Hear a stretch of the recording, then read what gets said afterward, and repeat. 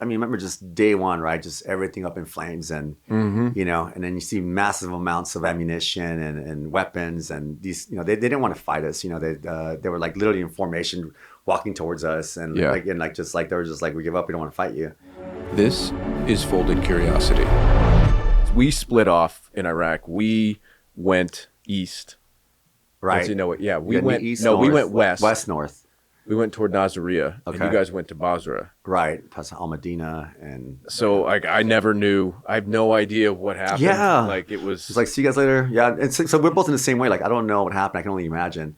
All I do know is that you guys saw some hard shit than we did. I had no idea like what would Yeah. Well, I mean, when we went in there, I mean, remember just day one, right? Just everything up in flames, and and then you see massive amounts of ammunition and weapons, and these, they didn't want to fight us. They were like literally in formation, walking towards us, and just like they were just like, we give up, we don't want to fight you. But yeah, I mean, at least for us, I remember sitting in the first refinery for the first 4 days, because I actually something happened to our vehicle, and I actually crossed the line with the One Royal Irish on back of a Land Rover with no windows. So I'm in the back of this thing, with my GPS on the radio, trying to keep comms going. And they're in Land Rovers? And then Land Rovers, right? And there's no windows. I'm in the back of this, and so I'm like going, doing this thing, and it's night. I have my mop gear on, and I didn't have my mask on, but I was like, mop gear on, all this shit's heavy. Stuff was terrible. So horrible. And so when the door finally opens up, like the sun's barely coming up, and so anyhow, so I was with them at this refinery for like 2 days before my team clicked in with them, and then we kind of like, I got with my 4-man team, with my FIC team, and then we just kept pushing north, and most of the stuff was towards the east of the Iranian border, right? Mm-hmm. Yeah. And so we were just, I remember just being in these refineries just like for like a week or two, and then we get pushed through Basra, well, not Basra, like Al Medina. I don't remember the names that well, but next thing you know, you're like driving driving on the road with this this like hill that goes downward, and there's rivers running through these houses, and there's palm trees and date trees, and I'm saying, like these date farms, and people with like boats and stuff. And it's like you're living like biblical times, it's just like the most bizarre thing ever. And of course everybody comes out, and they're like, so I think a few of them had American flags. I don't know where they got them from, but they're like doing this USA, because they didn't like Saddam down there. And I'm going to South Memory, and I remember going near this a major river. I can't think of it right now. I remember being there for a while. We were like in this headquarters, and there was like a torture room. Is it Euphrates? Yeah, I think it was Euphrates. And there was like a torture room, and there was like stuff on the wall with blood, like is that body parts that they cut off. I guess that was like the place. And we were there for a few days, and then from there we pushed on further west, further east, and just just at that point it was more like Palm Springs, like middle of the desert, like no buildings. It was just out in the middle of nowhere, like no roads at certain points. But yeah, just like landmines, I had to back up, like, oh, there's a landmine there, and these little posts. Were you guys following roads, or? We were following our GPS, our system, whatever it's called, a little iPad. Or iPad, as we call it. Like, what the fuck is that shit? That's so clunky. Yeah. I'm like, what? You can do a road here? There's a road here? That's a road here, So, but yeah, I mean, for the most part, we were very lucky that we didn't have anything massive. I think we lost one guy in the beginning. I think it was a second lieutenant, and I think it was another lance corporal who got hit with his anti-artillery. I forget. I don't know the whole story. No, it wasn't with Anglico. I don't know if it was with Anglico, but it was near when we were first crossing through. Jeez.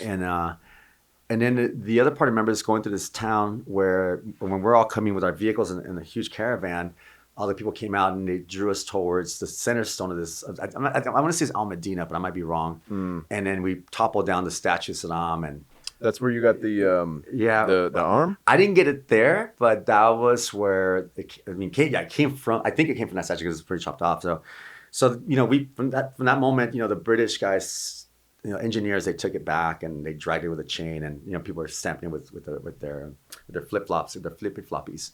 And then I remember being on top of this building with my team for like, I don't know, it seemed like forever, but it was there for days, and you start seeing the people kind of like the people kind of eyeballing us, like going in a circle around the building. And then it was funny watching these crazy kids though. These kids were like nuts. They were just out there. I mean, it's war, and they're playing soccer, and Like, it's just kind of funny seeing like these kids being kids, and we're there for hours, so we get bored, and we're sitting with the goggles, and like that little punk ass kid keeps messing with that kid, and we're sitting there joking around this because we have nothing to do, we're bored. Of course, yeah. But anyhow, so that was interesting, and then we got pushed further to the Iranian border.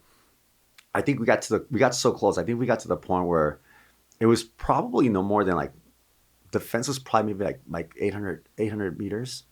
That's how close we got to the border. Wow. And then they had their little castle thing where they were in.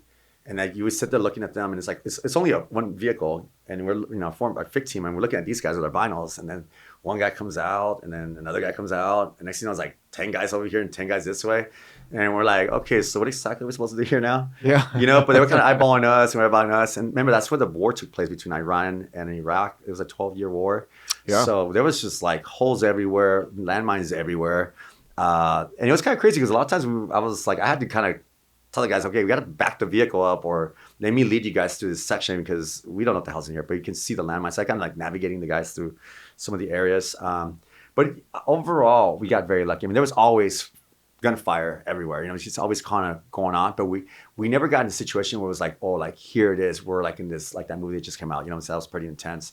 Yeah. But we were out like literally in the middle of nowhere. The veterans would come over with their camels, and I remember like we had our tarp down, and I remember like at sunset, I remember we opened up a light stick or whatever the cam lights. The cam light. Turned cam light, and they were like, Alibaba. They were like freaking out. These people like had no idea about electricity. I brought I think I had my little Nintendo thing, whatever it was, and they were just like, oh, like they couldn't believe like technology. I think these people like were literally living. That's how far they were off from civilization. And anyhow, it was an interesting experience. I mean, I can talk forever about this, but for the most part, I'm just glad that, things weren't worse than they could have been. I think 100%. we're very fortunate, and of course we're always doing this stupid shit. Like, I think of that movie, The King, what's it called? With a movie with Three Kings. Yeah, the Three Kings. Mm. We had a lot of those moments. Oh, not for throwing sure. a football, blasting it off, but what do Marines do when they get bored? Oh, They start doing stupid shit.